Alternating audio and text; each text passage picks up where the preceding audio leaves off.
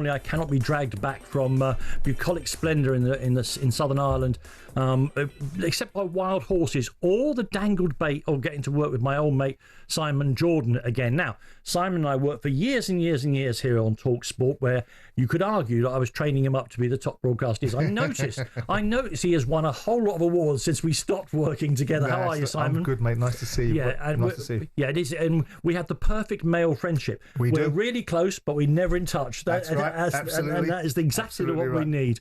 I'm looking forward to hearing your unrehearsed views on a whole range of issues today. Careful what you wish for, mate. As well as teasing you about certain sports that you're not interested in as well. Indeed. I'm glad to see we've also kept up another tradition of the sort of Kelly Jordan axis. He is dressed up very beautifully. He could meet an ambassador now, and an ambassador would feel underdressed. I, of course, look like a hedge has dressed me this morning. So looking forward to the whole day. Lot to get through, Simon. Yep. And let's start with football, of course. And, well, already having got Florian Wirtz in, Indeed. Liverpool now making eyes at Alexander Isak. The plan seems to be, you'd love this, this is a power, the old power play. They say they want to take Alexander Isak, who I think we all rate really, really highly, off of Newcastle's hands. And if they don't get him, they will take the other person, Ugo Ekitike, who Newcastle are after as well. Question first for you, why do Newcastle need Ekitike if they got Isak? Are they already kind of planning for the departure of one for the other? Well, they've lost Callum Wilson, haven't they? They have. So whether they can convince a boy that, I mean, the money that they're asking for this kid, I mean, he didn't hit the ground at PSG, did he? No. He's gone to Frankfurt, he's played 30, 40 games, and all of a sudden he's a £90 million footballer. The world's gone mad. That's the way the world. The world's gone mad. Yeah. But I would assume that Newcastle now are in a situation where economically they're able to meet the challenges of PSR, which they weren't previously. I did an interview with Eddie Howe last year on the Upfront podcast, and he was very unhappy about the idea of selling younger players in order to supplement the PSR. Well, Anderson was a disaster when they lost him. And so he was speaking about that, and obviously now Newcastle have kicked on. They've won the League Cup, which is a cup, not quite the cup that my team won, but a cup, and of course the nation celebrated that. We'll get on later. We'll get on later. Some cups that our teams have won. And recently. So they've got a Champions League berth now, haven't they? Or they've got a league, but they've certainly got a Europa berth, a European berth. So they've got two fronts to compete on. They've seen the success of Villa. In the first time Newcastle won in the Champions League, the format was the old format. They've seen that Villa and other teams have really profited from this new format of the Champions League. So buying a player like this, if indeed that's what they intend to do to supplement alongside Isak, then they are really putting their best foot forward now and starting to say, okay, we've had 3 years under the Saudi ownership. We've got Eddie Howe in position, and Eddie Howe's gone from strength to strength, and my opinions of him have dramatically changed. The team is a great team to watch. And if they're going to have a tilt at trying to overturn the orthodoxy, now is as good a time as any. When you say Eddie Howe has changed your opinion of him, just because I can't listen to everything you say. I in other shows post the time that we had together, talked about Eddie Howe. I wasn't enamoured with him. I thought he was a bit flaky about not taking the Celtic job, and I felt that his level was at Bournemouth, and I was wrong. Yeah, my opinions of him have dramatically changed because the production of a team has been so significant, and the team that performed in his second season after he sailed away from the relegation battle that they were in was a sight to behold. And I remember the game, they took it to Man City and drew 3-3, and that was, for me, that was a turning point. Then meeting him in person, because he wanted to do the upfront stuff with me, so we had a very, very frank exchange of views, and I just like him. Gatekeeper? I still maintain it's going to be very difficult for him to go to the Holy Grail and to achieve. I mean, let's be honest, the Saudis didn't buy Newcastle so they can win the League Cup. No. They bought Newcastle so they can get the influence and the opportunity to dominate football, and as they are trying to do in boxing and other sports, right? Sure. So it's still... And as we saw with the Club World Cup, which was all about Saudi power. Yeah, of course. Yeah, absolutely. Oh, hang on, producer saying, and Chelsea winning it. Yeah, I get that. Yeah. So we sit there, and we say that, I say now that this guy's a top manager. Yeah. And perhaps an England manager in the waiting, if indeed he wants to go down that rather poison chalice. But the fact of the matter is, I think he's a very good manager. But I still think that in order to be able to get the Premier League, there might be a gap between what Eddie Howe builds as a platform and someone else coming and taking the spoils of all the opportunities that he's created. I mean, it's very difficult these days, Simon, to keep a grip on the finances. I know you do your podcast and all the rest of it, because I personally think that the governance of the game is breaking down. It's absurd. We saw Aston Villa selling, following Chelsea selling their women's team. We used to speak about the idea, you and I, didn't we, about the fact that there needed to be some degree of control, better redistribution, better governance, maybe a commissioner to some extent. Yeah. But not this crap that we're seeing. No. Not this, all of a sudden, the world's being governed by spreadsheets and the world's being governed by rules that are now patching up things and creating bigger problems than the rules were ever designed to avoid. And we've got to the stage now where if you're a club with a player a valuable player, but you want to move him on, he's apparently worthless. And as you said earlier on, got an academy player, he's all profit. And he's all profit. Yeah. And then if you've got somebody who's had one decent season in the Premier League, he's suddenly 80 million quid. Absolutely. And so we get a situation here where Liverpool have got to get rid of. They've got to find a way to get Darwin Núñez away from the club.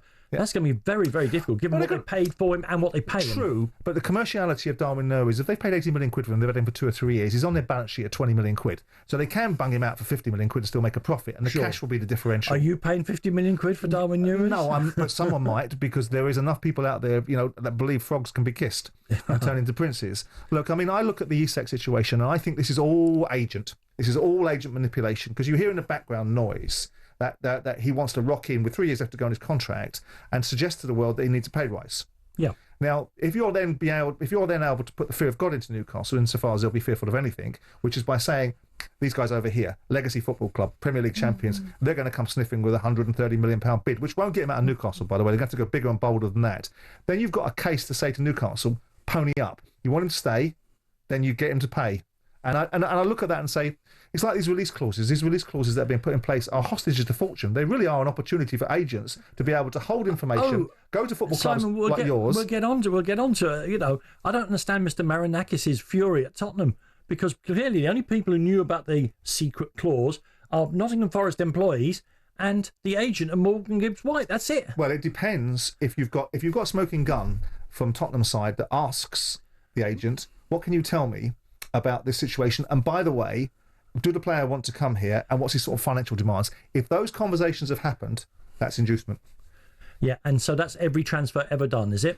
Well, you and I both know that, but the fact of the matter is the release clauses are the big problem now, because the release clause, everybody, if you want to knock on someone's door about a player, it's one thing, but if you want to find a way to commercially compromise, because a release clause is only designed to trigger an outcome, in terms of it's a guarantee to a player that if someone gets 50 million quid offer for a player that's on a £50 million release clause, it has to be entertained. Now, of course, a selling club isn't going to want that to be broadcast knowledge. He's going to go, right, okay, I've potentially got an offer. If you come in with 60 million quid, even though the release is 50, and not discuss the release clause to anybody, we'll let you go with it.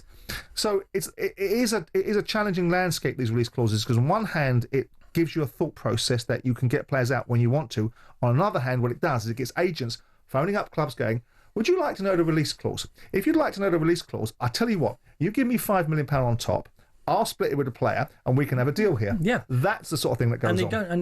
I'm not saying that's what's happened in the Marinakis and Nottingham Forest situation, but I'm saying in the broader terms. And nor, unless these people are unbelievably stupid, will there be any paper trail at all. So that it's impossible to prove. And also, if you're an agent, you just go and say, if you were to bid somewhere between 59 and 61 million, I reckon you've got every chance there. Yeah. If you're Marinakis and you're Nottingham Forest and you're going to bark at the moon and you call for a formal investigation, right, then the Premier League are going to start going after phones, and they'll go after every aspect of communication. Not Daniel Levy's phone, because Daniel Levy won't be doing this sort of stuff. Have you spoken to him, Dan, yet? I haven't. I've avoided giving him a call. I was tempted to do it yesterday, but I thought I'd leave it alone. Because Marinakis versus Daniel Levy is pure popcorn, isn't it? Absolutely. Yeah.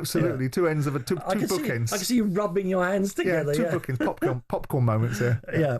But look, I guess you're right. Isak, this is the way contracts work. I believe in the sanctity of contracts, because workers and all the rest of it. But Alexander Isak could probably very righteously argue, I'm worth more than 120 grand a week now. Well, he can, Dan, but the morality of an argument based upon a contract that you've signed. Nobody held you down, put your feet and put thumb screws onto you and suggested that you should sign for this paltry sum of £120,000 a week. You got what you and your agent asked for. Now, coming out 3 years to go, not 18 months, but 3 years to go, and potentially saying I can exploit the circumstances, is the reality of the world, but it's also a little bit whiffy. I don't like it. You sign a contract, you've got 3 years to go. No, I agree. Pack it in. I agree. Yeah. and then we're seeing with, as you say, with release clause, contracts are now coming under pressure as well from players and agent. Yep. The very basis on which people are employed. Let's be honest, but the players are very, very powerful and all the rest of it. But they still have to have. We have to have some way of knowing, because otherwise clubs can't be run, can they? Release clauses are also caveated. They're based upon payment terms. They're based upon who's buying. So there's a whole raft of things. So people think that, you met the release clause, ultimately that means the deal's done. No, it doesn't, because it can also be based upon how the payment terms detail, whether there's sell-on clauses into this, whether there's legacies to other previous football clubs, and also who the club is. Because if it's a legacy club, there'll be a premium on top of the sell-on. Last question, because our next guest is already lined up. Did you ever put release clauses into any contracts that you did? They weren't fashionable back then. Managers. Yeah, managers predominantly. Yeah. They had to come and do your garden, didn't they? They did, yes. If they fell out with you, yeah.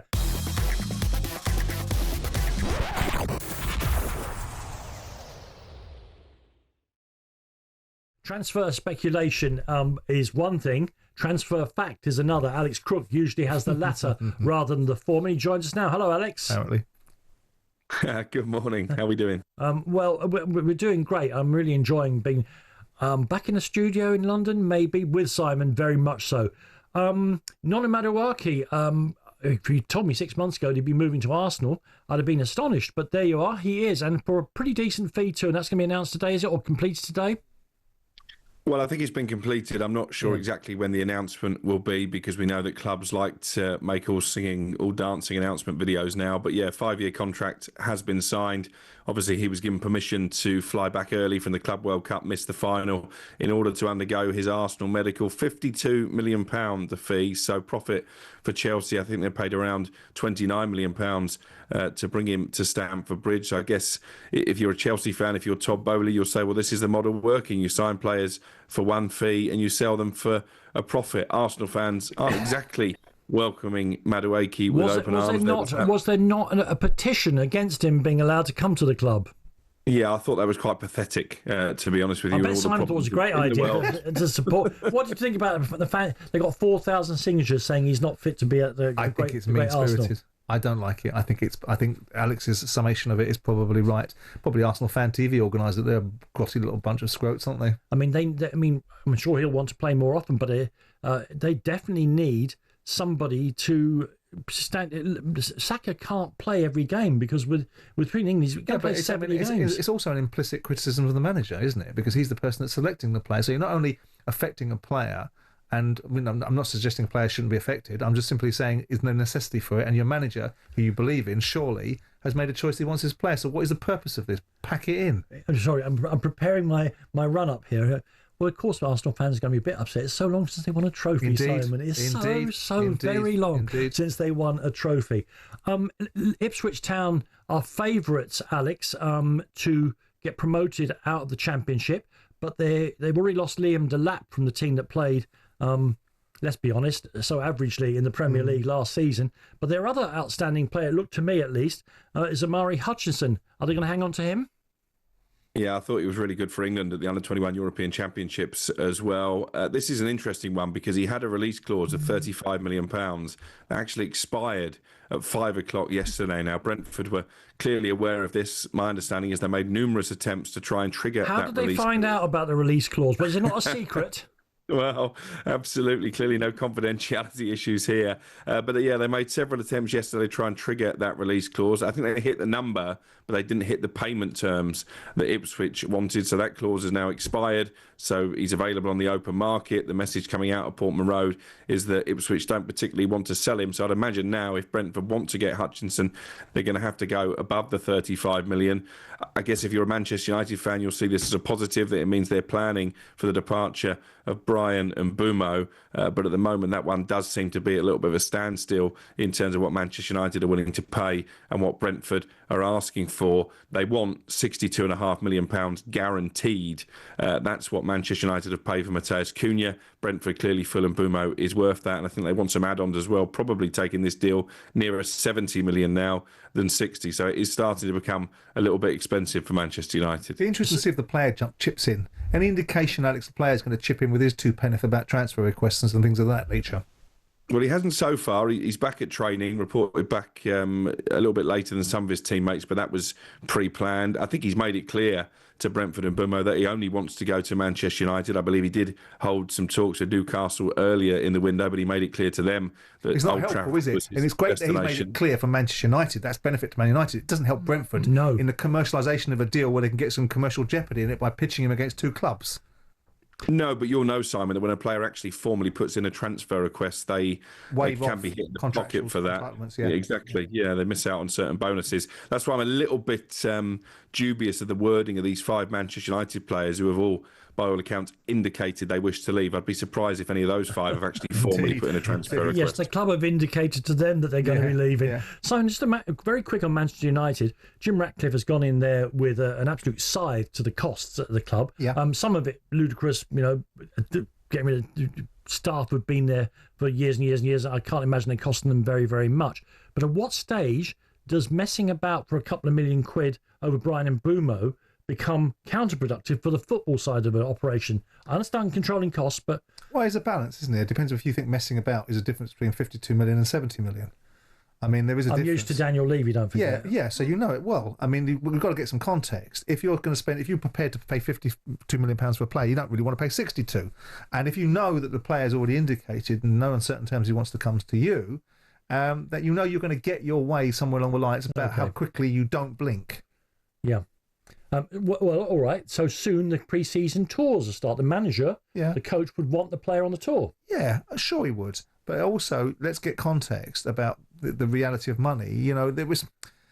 I hear what you're saying, which is the underlying inference. Get it done. It's worth more getting it done than having the uncertainty. I'm asking the question. I would sweat the asset. I wouldn't want to give Brentford precisely what they want. First of all, I don't think the player's worth that kind of money. He's only worth it because Man United want him. And it's fantastic season last year. Sure, but we all know, and Alex will attest to this, there's a very big difference between putting a Brentford shirt on and putting a Manchester United shirt on and all that goes with that. And there's no guarantee this player can step into that fold. Yes, there's an indication that he's done very well and played very well in not just this season, but in previous seasons. But the dynamics change at Man United, so I wouldn't be... A deal is what works for both parties. If the only deal on the table is what Man United want, then it ain't a deal. No. And if the only deal that's on the table is what Brentford want, then it ain't a deal. Somewhere in the middle is where the deal is. Okay. Even bigger money involved with the proposed transfer of Alexander Isak to Liverpool. I don't know whether this is just Liverpool flexing their muscles or there's something real in this. What's the story here, Alex? Oh, no, the interest is real. No question about that. I think if you asked Liverpool at the start of the summer who was their dream target, they wouldn't necessarily have said Florian Wirtz. Not that he's not going to be a fantastic addition to the Premier League. It would have been Alexander Isak. They've long time looked at the Swede and thought he could really come in and do a job at Anfield. I think the key here is that there's been no formal offer and there won't be a formal offer unless Liverpool get an indication from Newcastle that they are open to selling Alexander Isak. At the moment, the stance is clear. He's not for sale. They are prepared to offer him a contract that makes him the highest paid player in the club's history. I guess the question for Isak now is, now that this Liverpool interest is public and he would have been aware of it anyway, does his head get turned? Does he start doing what Simon was suggesting that maybe Brian Mbeumo might and push for a move to Liverpool? I think it's a really interesting dynamic when you look at the relationship between the two clubs. The two big decision makers at Liverpool, Michael Edwards and Richard Hughes, two people that Eddie Howe, who basically is running Newcastle now in the absence of a sporting director, and Andy Howe there as well. They're all very well linked. They know each other well from when Richard Hughes and Eddie Howe were players at Portsmouth. So there's a lot of respect between the two clubs. So I don't see this as an attempt to unsettle Alexander Isak. What I see this is Liverpool getting wind of the fact Newcastle were in for Ugo Ekitike. Does that mean that they're willing to cash in on Alexander Isak? If they're not, do we make a rival bid for Ekitike and try and bring him in as a new number 9? Because there aren't that many out there. Alex, you know the market as well as anybody. Take the push-me-pull-you of a chairman arguing each other. How much is Alexander Isak actually worth to Liverpool? Well, I asked Eddie Howe that question last season, and he told me he was priceless. So I think that tells you exactly how highly he regards him. Clearly, no player is priceless. I think Newcastle, if Liverpool did slap down £150 million, might have a decision to make. But I don't see that happening unless they get the nod that actually they are open to offers. But I think it's definitely going to take a British record fee. And I think it would take a British record fee far eclipsing what Liverpool have paid for Wirtz already this summer. What fun. Alex, 2 quick names for you, both very familiar. Granit Xhaka? Yeah, this is incredible. Sunderland have had a really interesting window so far, and they are in talks about bringing Granit Xhaka, former Arsenal captain, back to the Premier League. He's been a revelation at Bayer Leverkusen. Absolutely brilliant, yeah. So if they could get this deal done, I think it would be a real coup for Sunderland. Yes, he's at the veteran stage of his career now, but I would suggest he's probably more dynamic than, say, Jordan Henderson, who was also linked with a return to the Stadium of Light. I guess the question for Granit Xhaka, having been playing in the Champions League for the last couple of years, does he want to step into a relegation battle? There's interest from Saudi Arabia and clubs across Europe as well. But what this does show is that maybe unlike the 3 teams who've come up in the last couple of seasons, Sunderland are going to have a real go at staying there. And finally, a name that comes up virtually every transfer window because he's been playing for the last 47 years, Ashley Young.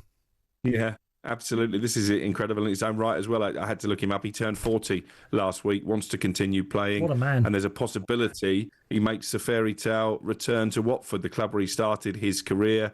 My understanding is they're actively exploring a deal. The new head coach there will have the final say, but they've got no concerns about age or fitness. There are other Championship clubs showing interest as well, but Ashley Young, I'm told, is keen to go back to Vicarage Road.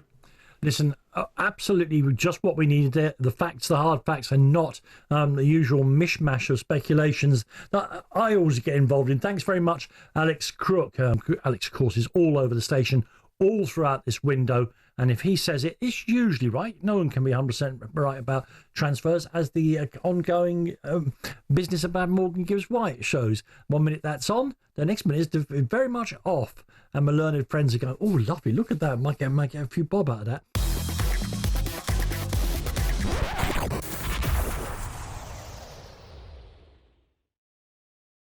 Now, Simon, the running order I've been given for the show contains a very, very important subject matters here, including the drug rules in tennis, including the meaning of Manchester City's new kit. But I think I'm going to, let me just... £1 billion deal on it. 10 years at 100 million quid. Lovely, isn't it? Yeah. Let me just get... There goes the running order. Because I normally do that and then use it to wipe something with. I haven't seen you, and the listeners will forgive a moment of self-indulgence. Wasn't it, Paul, great? It was brilliant, Paul, yeah. Yeah. Because I haven't seen you in the person. So we swapped texts on the nights. Yeah. But then they're already starting to fade into the mist of memory. But it was an amazing few weeks when the club that you used to own that had never won a major trophy won a trophy. Yep. Then the club that I support so, to use an overused word, passionately, as you know, emotionally I support Spurs, broke their 17-year duck. An amazing time for us both. Tell us about it. I know you've probably talked to Jim about it a lot, but I'd love to hear again your own emotions. I thought they were going to win. And I watched predominantly the second half. And I didn't feel at any point the City were going to score, irrespective of how much dominance they had of the ball and how much they are Manchester City. This was not the Manchester City of before. I think some of the players that need to ask certain questions of themselves. But the fact of the matter is, I was delighted for the fans. I think that it's a fabulous club. It's a club that I obviously grew up supporting, put a lot of money into. The end wasn't what I wanted it to be, but notwithstanding that, the platform that other... But do you still support them like you did when you were a kid? Yeah, of course. Yeah. I mean, I of course I do. I mean, I find the nature of the personalities that are there, for very, very good reason, are people that I don't want to mix with. And so being in part of... I would never just turn up at the FA Cup final. I haven't been back to Palace since I've left. No. I will do, because it means a lot to me, and I want to take my young son there. So that's a monkey I've got off my own back. And it's a great ground to watch football in. And it's a great ground to watch football in. It's a great support base. And, they've been, third time lucky. 2016 FA Cup final. They should have won the FA Cup in 1990 against Manchester United. Gary Bailey. Was it Gary Bailey? I can't remember. No, it was a Scottish goalkeeper in goal, wasn't it? Yes, Jim Leighton. Yeah. And obviously Ian Wright came on and made the difference. We went 3-2 up and got ourselves, and United get back in the game and then win the sort of dour replay on a Thursday night. Yeah. 2016 they go in front again against Man United and lose. With Rooney scoring, and I think the other kid that was transferred to Nottingham Forest scored as well, didn't he, Lingard? Yeah.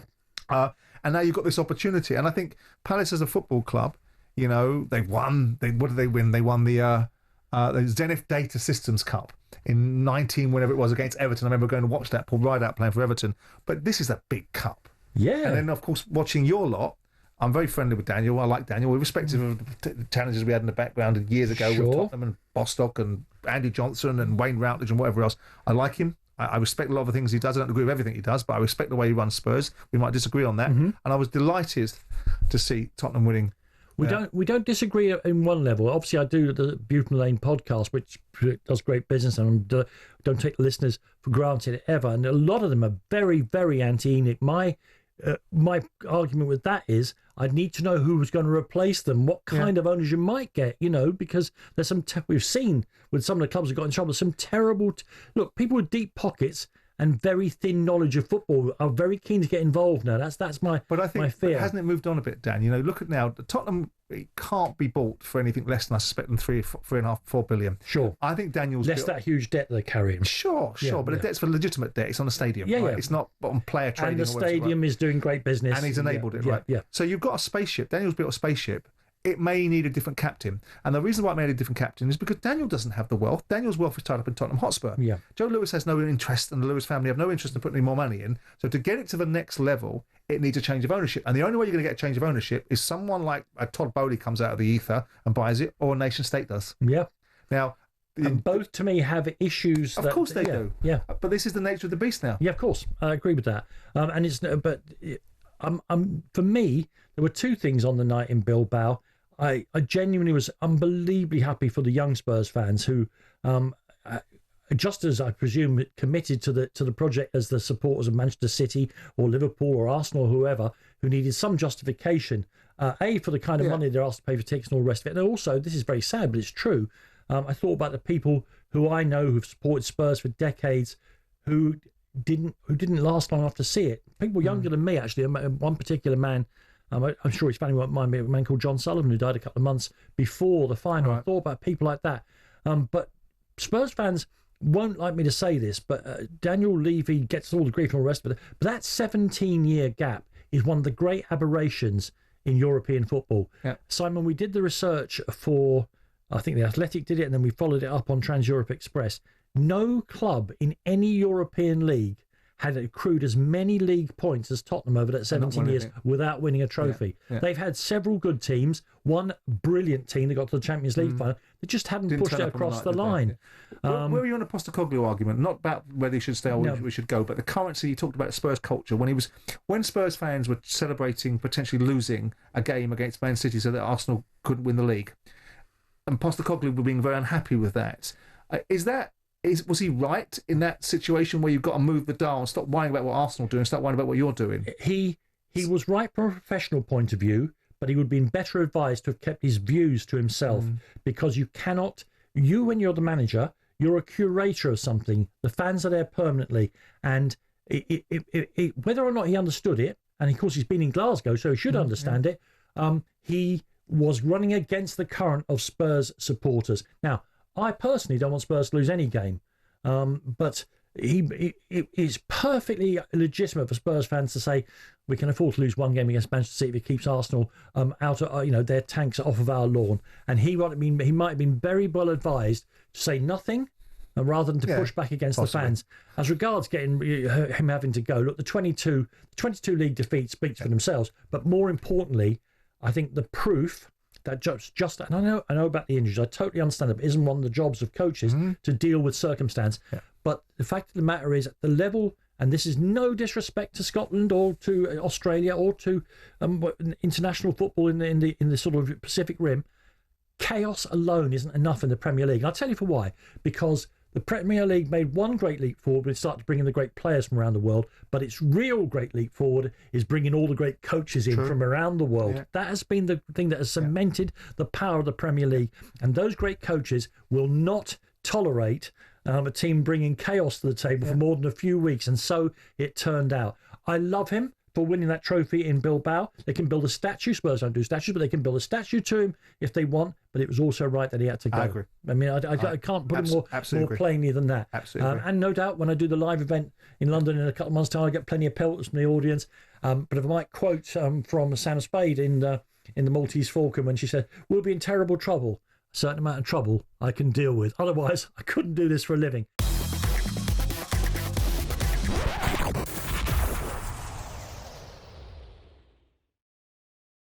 I've got a couple of minutes here to discuss your old club, Crystal Palace. Yep. Some of the fans, not very happy about this decision from UEFA. I got to be honest, I'm not very happy with it either. I know technically Palace may have broken the rules, but what UEFA picks and chooses which rules is going to enforce and with what severity. I don't like it. I think you're either everybody is subject to all the rules. Selling peanut stalls to your mate and they're saying that's income and all the rest of it, or nobody's subject to any of the rules. But listen, there was a protest anyway. I think several thousand Crystal Palace fans turned up. Their leader was called John, and he spoke to Ian Abrahams. In terms of what you hope to achieve from it? We hope to achieve what is rightfully ours, which is the reinstation of Crystal Palace Football Club within the Europa League, and nothing less. If you don't get that?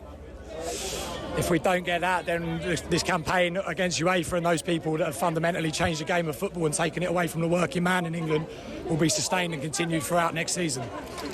You are still in Europe, though, so that is something.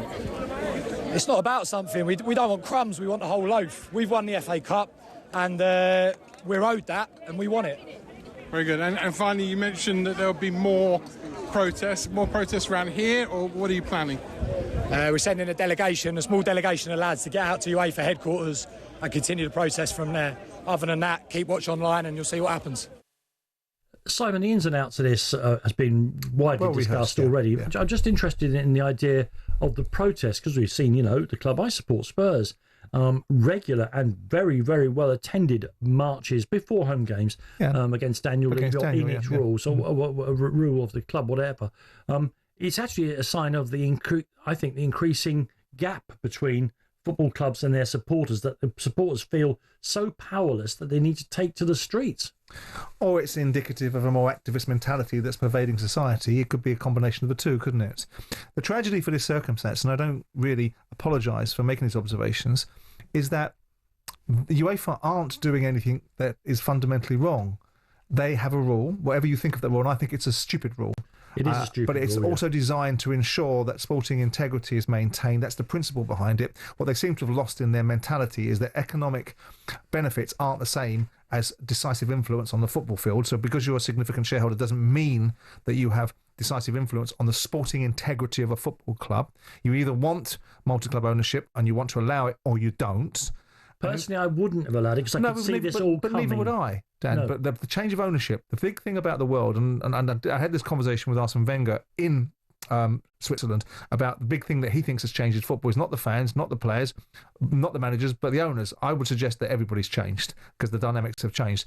This is not UEFA's fault, and people might think I've got a motivation here. I think Parish has done a remarkable job at times, irrespective of my own personal relationship with him. I think the club have been more successful under his tenure than ever under mine and under Ron's previous to him. So you have to give him all of the chops for that. This is on him. This is on Palace. This is not a rule that hasn't been around for 17 years. This isn't a rule that wasn't reinforced in 2017 with the RB case. Everyone understood the parameters of it. This isn't a rule that was dropped into an anonymous info box at Crystal Palace. This is the same rule that was dropped in alongside other rules via the Premier League, via UEFA, that Crystal Palace have responded to previously. This is on Parish and the other members of the board. And if people think I've got an agenda to say that, I don't. I don't want Palace to be in this situation. Ironically, there's a part of me that believes by being in the European Conference League, it'll be better for Palace because it might give them an opportunity to have 2 seasons in Europe because they could quite meaningfully win this competition. That's true. They could definitely. And then you've got 2 seasons. Textor was in the studio last week. Whatever you think of John Textor, whatever you don't think of John Textor. My views are influenced by those of Andy Brassell. Sure, but Andy Brassell hasn't met John Textor and doesn't know all the facts. And I know lots of them, and I have met John Textor. What I can tell you is that Textor put 150 million quid into Crystal Palace. I put it into Crystal Palace, which went into the pockets of the shareholders that were there, and also to bankroll a football club for a very difficult period in COVID. And if they hadn't have had that money, they might have had a few additional problems. When you took that money, you knew that you had a situation surrounding a person that ultimately has a percentage interest in your football club, and then a year later goes and buys an interest in Lyon, you knew that you had a potential conflict, because it is not beyond the wit of man to end up in the Europa League, particularly in a European competition, because half the bloody Premier League can get into one. Of course, in his mind, Lyon would always be in the Champions League, and Palace might win the FA Cup. But of course, Lyon. But you have to be diligent. If Manchester United can plan for it, if other people can plan for it, then ultimately they should. So should Crystal Palace. Now, the fans have every right to be irritated and aggravated by it, because on the field they won this situation, and we've got too much going off the field now that is changing the direction of football.